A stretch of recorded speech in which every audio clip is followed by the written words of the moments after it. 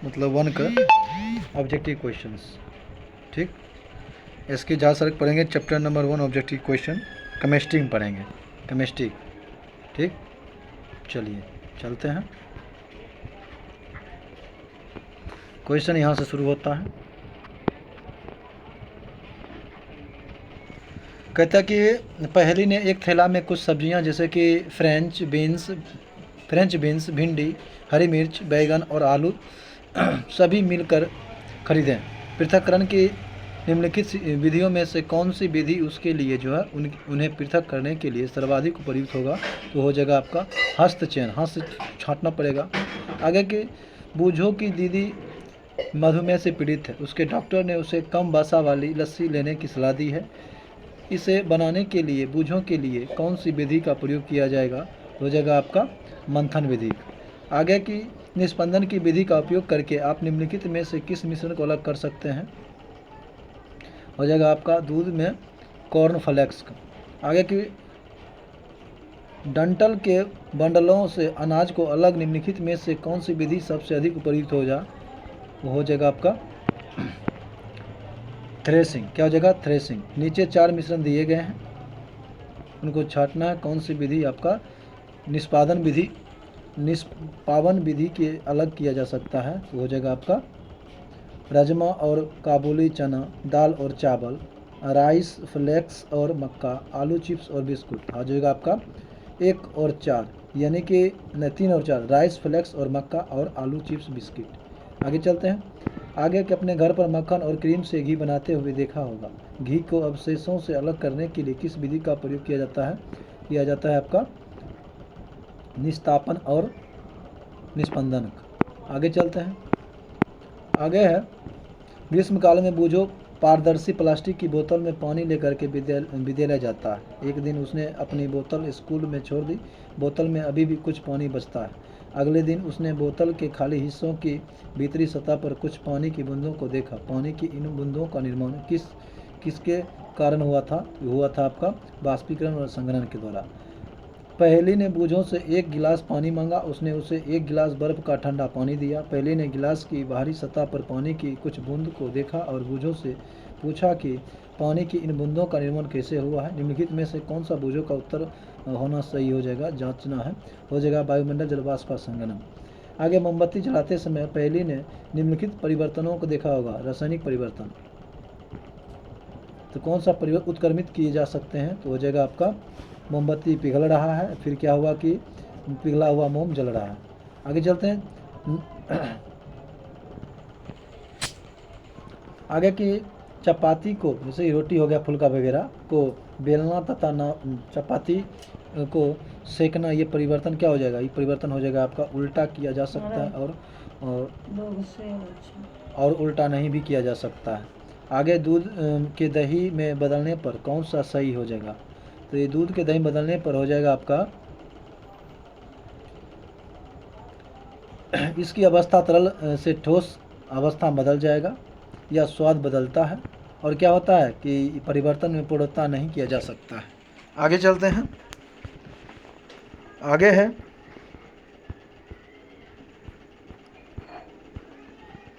आगे की 1 गिलास जो है आपका कॉपर सल्फेट पाउडर में तनु सल्फ्यूरिक अम्ल की 2 बूंदें मिलाई गई है और फिर इसे घुलने के लिए थोड़ी मात्रा में गर्म पानी डाला गया। चरण 1 में दिया कि ठंडा होने पर सुंदर नीले रंग का क्रिस्टल अलग हो गया। चरण 1 से और चरण 2 का जो है मिलान करना है। तो इसमें दोनों रासायनिक परिवर्तन हुआ है। आगे कि कौन सा रासायनिक परिवर्तन का विशेषता नहीं है? तो रंग में परिवर्तन नहीं है। आग लगने की स्थिति में फायर आर्म आमतौर पर धुएं का पता लगता है। इस तरह के अलार्म को कमरे में कहाँ रखा जाना चाहिए था? छत पर रखा जाना चाहिए था। जल चक्र में कौन सा शामिल नहीं है? जल चक्र में वर्षा का जल शामिल नहीं है। आगे कौन सा प्रक्रम आपको हर प्रकार की अशुद्धियों को मुक्त कर जल देगा? तो देगा आपका आसवन विधि। आगे कुछ पदार्थों के लिए निम्नलिखित में से कौन सा कथन सही हो जाएगा? तो हो जाएगा आपका शुद्ध पदार्थों में केवल एक प्रकार का कण होते हैं, जो सही है। हाँ, शुद्ध पदार्थ यौगिक अथवा मिश्रण को हो सकते हैं, ये गलत है। शुद्ध पदार्थ का संघटक सर्वत्रिक मान समान होता है, ये भी सही है, यानी कि 1 और 3 सही है। आगे चलते हैं। जंग लगे लोहे के वजन में कौन सा परिवर्तन होता है? तो परिवर्तन होता है कि यह लंबे समय तक बढ़ता है। आगे चलते हैं। आगे की तरल में प्रवाह का अद्वितीय गुण होता है, निम्नलिखित में से कौन सा कथन सही है? तो गैस और तरल के समान व्यवहार करते हैं, यही सही है। कुछ पदार्थों को उनके कणों के मध्य आकर्षण बलों के बढ़ते हुए क्रम में व्यवस्थित किया गया है। निम्नलिखित में से कौन सा सही व्याख्या को निरूपित करता है? हो जाएगा आपका सी, यानी कि ऑक्सीजन, जल और शर्करा। आगे निम्नलिखित पर विचार कीजिए, कौन सा कथन आपका सही है? शुद्ध जल में नमक को घोलने से जल का क्वथनांक बढ़ जाता है एवं जल का हिमांक घट जाता है। गलत है। जल में जब मिथाइल अल्कोहल मिल डालते हैं तो जल का क्वथनांक घट जाता है, यही सही है। आगे चलते हैं। आगे निम्नलिखित में से भौतिक परिवर्तन कौन सा है, इसके बारे में जानेंगे। लोहे धातु का पिघलना भौतिक परिवर्तन है। एक लोहे क्षर को मोड़ना भौतिक परिवर्तन है। लोह धातु का एक तार खींचना भौतिक परिवर्तन है। आगे है कि जल की अस्थायी कठोरता को दूर करने के लिए कौन सा, मतलब निम्नलिखित में किसका प्रयोग किया जाता है? तो Na2CO3 और 10H2O। याद रखिएगा, इसको क्या बोलते हैं? Sodium carbonate. आगे चलते हैं। लोहे से बनी वस्तु में जंग लगने को कहते हैं, इसको कहते हैं संक्षरण तथा यह एक रासायनिक परिवर्तन है। आगे है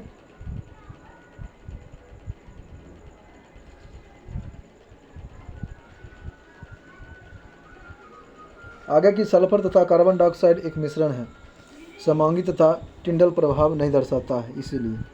बाकी बात भी समांगी तथा टिंडल प्रभाव दर्शाता है, समांगी तथा टिंडल प्रभाव दर्शाती है। आगे की निम्नलिखित अभिक्रियाओं के अनुसार दो पदार्थ ए तथा बी अभिक्रिया कर तृतीय पदार्थ ए बी बनते हैं, जैसे कि 2A + B = 2AB, ये सही हो जाएगा। यानी कि आपका हो जाएगा उत्पाद A2B तथा AB के गुण प्रदर्शित करता है, सही है। उत्पाद का सदैव एक निश्चित संघटक होगा, जो गलत है। इस प्रकार का बना उत्पाद यौगिक के रूप में वर्गीकृत नहीं किया जा सकता है, सही है। इस प्रकार का बना उत्पाद एक तत्व है, ये सही है। अब आगे है कि आयोडीन एक टिंचर प्रतिरोध गुण रखता है।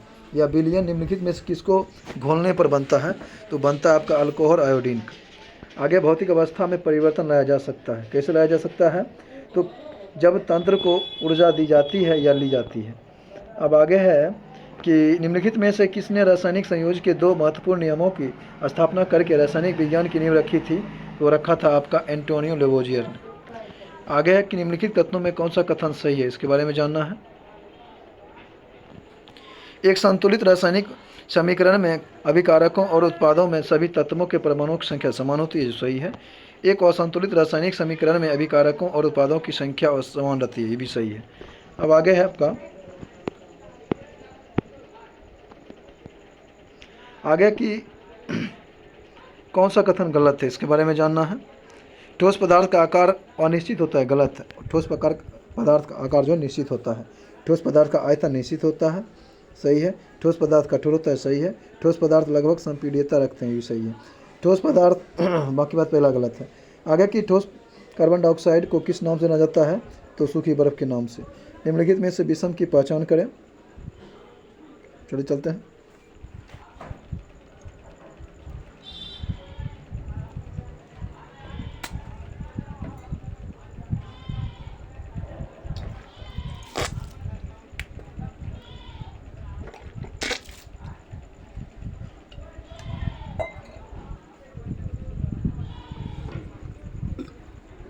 आगे के निम्नलिखित में विषम की पहचान करना है। वायु क्या है?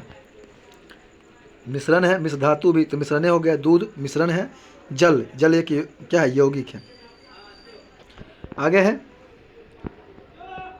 आगे कौन सा पदार्थ फ्लोरेसेंट ट्यूब में उपस्थित गैस की प्रकृति के आधार पर एक विशेष रंग के साथ चमकता है प्लाज्मा।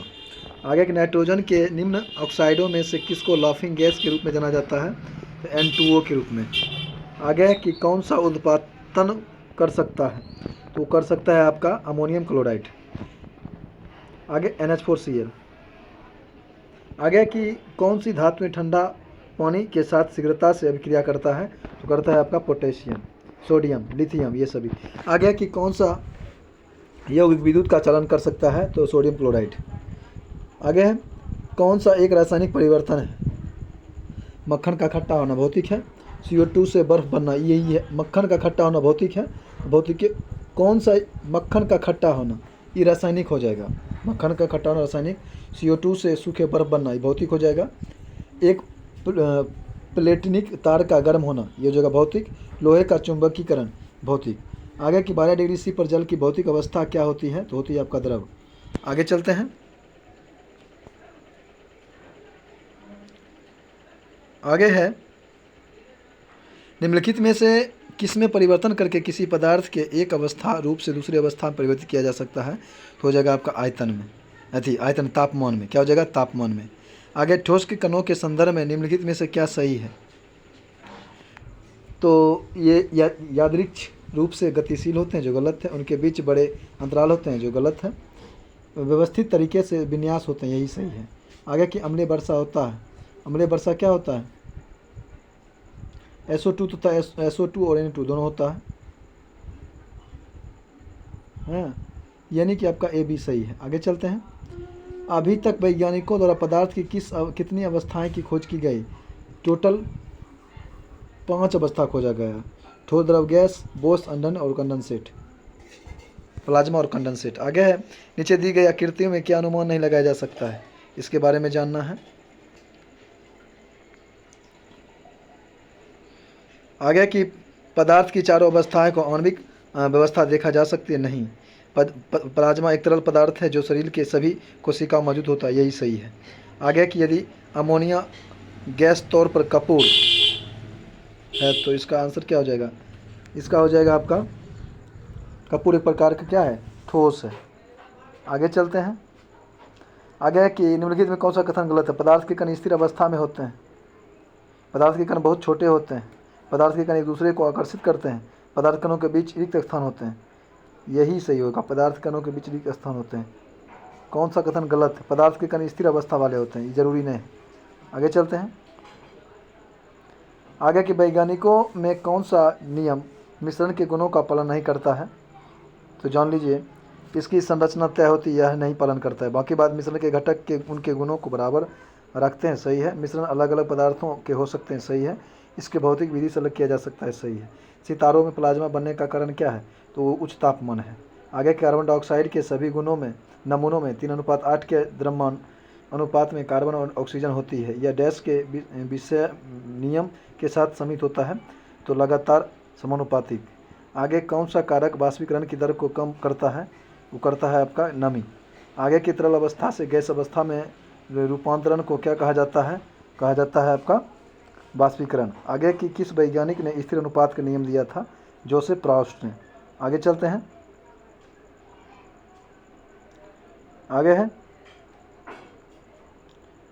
आगे की किसी तरल की समान मात्रा के लिए किस प्रक्रिया की गति सबसे धीमी होती है? तो वाष्पीकरण की। कौन सा एक भौतिक परिवर्तन नहीं है? इसके बारे में जानेंगे। जल से क्वथन पर जलवाष्प का बनना भौतिक है। बर्फ के गलन भौतिक है। जल में लवण का विलय भौतिक है। द्रवित पेट्रोलियम गैस का दहन ये भी रासायनिक है, ये रासायनिक है। आगे चलते हैं। आगे की कौन सी विधि जल को पंकिल जल से अलग करेगी? वो करेगी आपका निस्पंदन। अनाज से भूसी को अलग करने की प्रक्रिया के लिए प्रयोग में किए जाने वाला शब्द क्या हो जाएगा? आपका हो जाएगा निष्पादन। सूर्य के प्रकाश की उपस्थिति में सिल्वर क्लोराइड के उत्पादन पर वह मेसलेटी क्यों हो जाती है? तो हो जाती है आपका सिल्वर क्लोराइड के अपघटन पर सिल्वर बनने से। आगे चलते हैं।